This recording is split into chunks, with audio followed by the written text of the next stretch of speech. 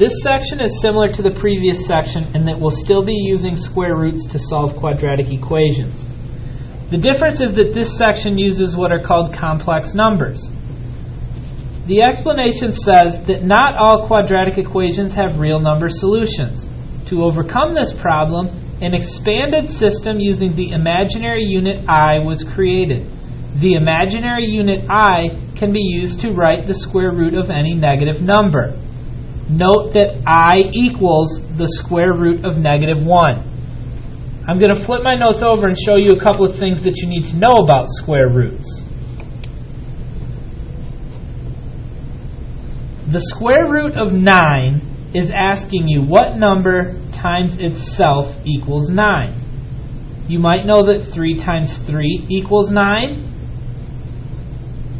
or that -3 times -3 equals 9.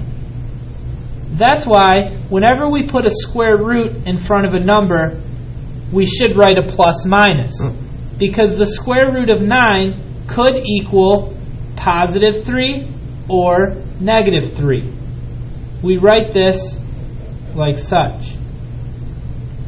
But what if I want to know the square root of -9? We should always use a plus minus in front of a square root, but there's no number that times itself can equal -9. We solved this using the imaginary unit I that we mentioned previously. To use an I, you simply pull a negative out from under a radical and place an I in front of the radical. So if you're asked to find the square root of -9, the answer would be plus or minus I times the square root of 9, and we know that the square root of 9 is 3.